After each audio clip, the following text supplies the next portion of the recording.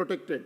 And I strongly believe that this bill will create an ecosystem where the farmers and the traders will enjoy the freedom of choice of sale and purchase of agri-produce. Without farmers, we are nothing.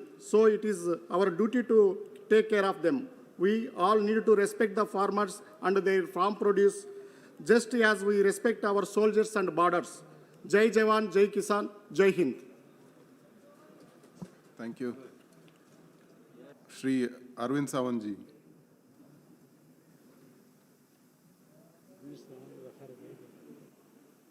Shri Arvind Sawant ji. The next speaker is Shri Ritesh Pandey.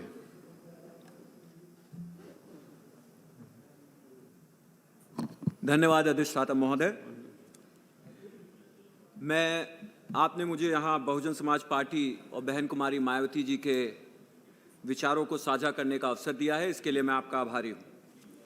कृषि क्षेत्र में क्रांति के उद्देश्य से सरकार ने यह 2 ऑर्डिनेंसेस लागू किए हैं। किसानों के हित की बात करने वाली यह सरकार कहीं ना कहीं अपनी पूंजीवादी विचारधारा से ऊपर नहीं उठ पा रही है। इन तीनों अध्यादेशों को लेकर पूरे देश में जनाक्रोश उठ रखा है, और यदि कोरोना का कवच न होता तो यह जनाक्रोश दिल्ली की रोडों पे जरूर आया होता। मैं आज इस बिल के 4 मुद्दों पर अपने विचार इस सदन के समक्ष रखना चाहता हूं।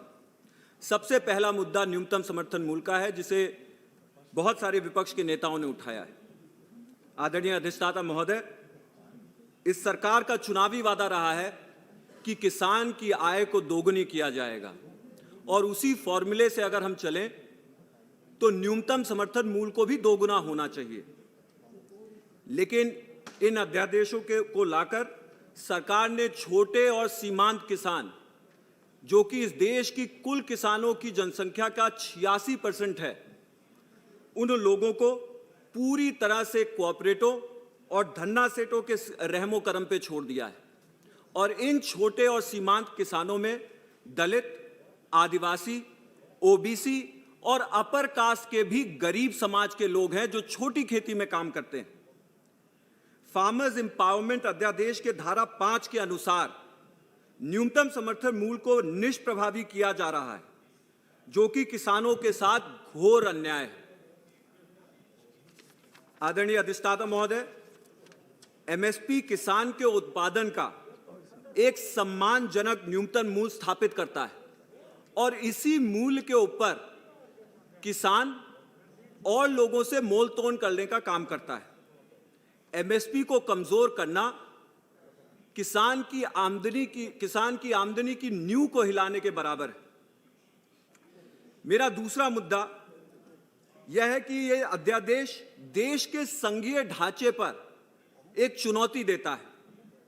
हालांकि स्टेट लिस्ट के प्रवेश 14 के अनुसार कृषि एक राज्य का विषय है, इन अध्यादेशों को लाकर यह साफ होता है कि कंकरेंट लिस्ट के प्रवेश 33 का शोषण करके केंद्र सरकार राज्यों की संप्रभुता को चुनौती दे रही है।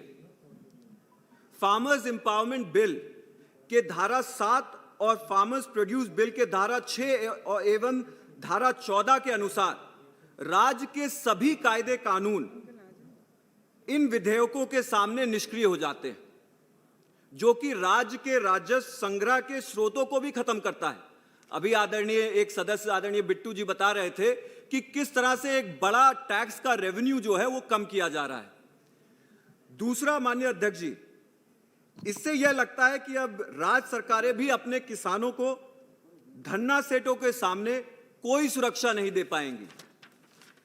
मेरा तीसरा बिंदु है कृषि क्षेत्र में विदेशी हस्तक्षेप। 2016 में किसान मित्रों से एक वादा किया गया था कि 2022 में उनकी आय दोगुनी की जाएगी। फिर 4 साल बाद हाल में ही जुलाई 2020 में देश के सर्वोच्च नेतृत्व ने अमेरिकी निवेशकों के सामने को विश्वास दिलाते हुए कहा कि कृषि क्षेत्र में हो रहे ऐतिहासिक बदलाव, अर्थात ये जो 3 ऑर्डिनेंसेस आए हैं, कृषि क्षेत्र के उत्पादन और सप्लाई चेन मैनेजमेंट के लिए असीम अवसर पैदा किए जाएंगे। यहां यह प्रश्न उठता है मान्यवर